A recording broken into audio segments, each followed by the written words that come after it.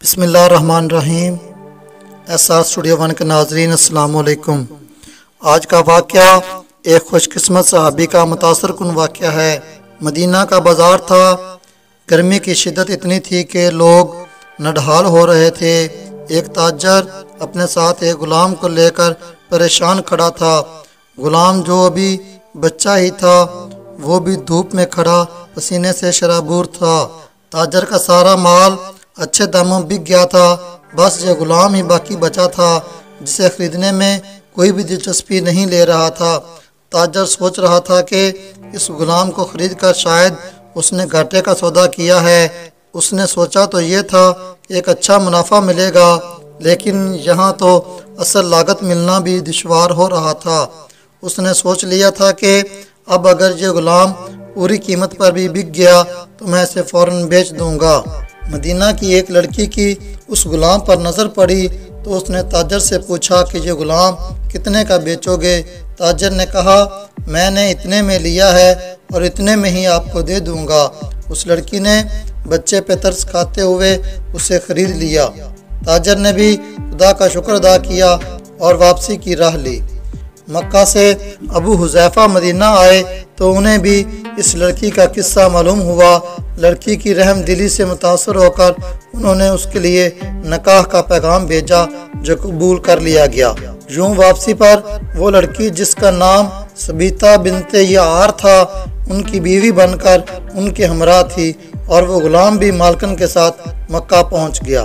ابو حذیفہ مکہ آ کر اپنے پرانے دوست عثمان ابن عفان سے ملے تو انہیں کچھ بدلا ہوا پایا اور ان کے رویے میں سرد اور نرمی محسوس کی۔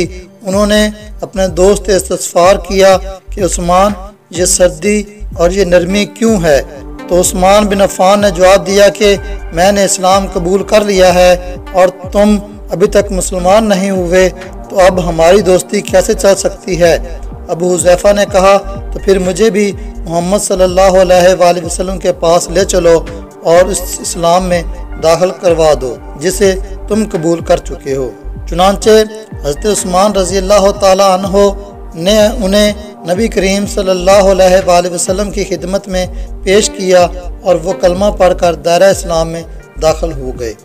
گھر آ کر انہوں نے اپنی بیوی اور غلام کو اپنے مسلمان ہونے کا بتایا تو انہوں نے بھی کلمہ پڑھ لیا۔ ابو حذیفہ رضی اللہ تعالیٰ عنہ نے اس غلام سے کہا کہ چونکہ تم بھی مسلمان ہو گئے ہو اس لیے میں اب تمہیں غلام نہیں رکھ سکتا، لہذا میری طرف سے اب تم آزاد ہو۔ غلام نے کہا آقا میرا اب اس دنیا میں آپ دونوں کے سوا کوئی نہیں، آپ نے مجھے آزاد تو کر دیا ہے، میں اب کہاں جاؤں گا؟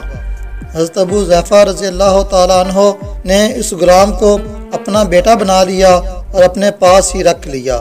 غلام نے قرآن پاک سیکھنا شروع کر دیا اور کچھ ہی دنوں میں بہت سا قرآن پاک یاد کر لیا، اور جب قرآن پڑھتے تو بہت خوبصورت لہجے میں پڑھتے۔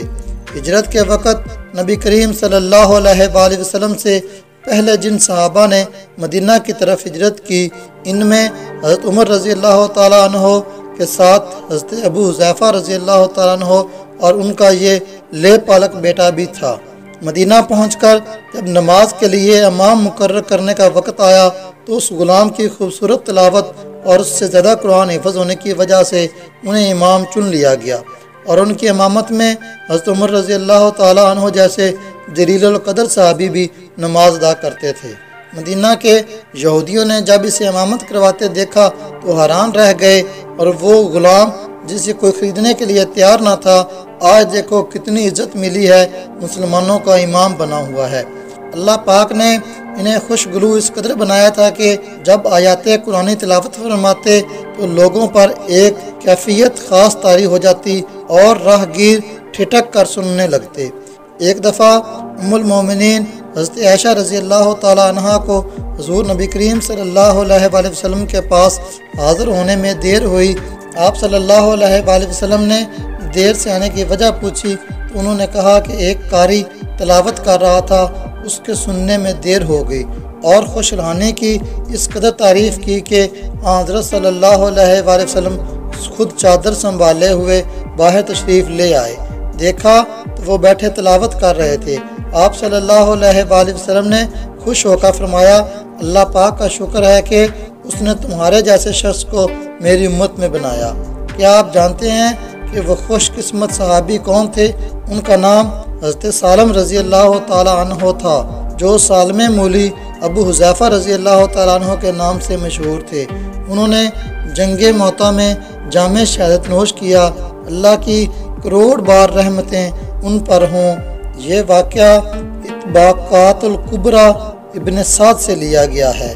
اگر آپ کو انفارمیشن اچھی لگی ہو دوستوں کے ساتھ شیئر کریں، ویڈیو کو لائک کریں، چینل کو سبسکرائب کریں، کمنٹ سیکشن میں اپنی رائے کا اظہار ضرور کریں۔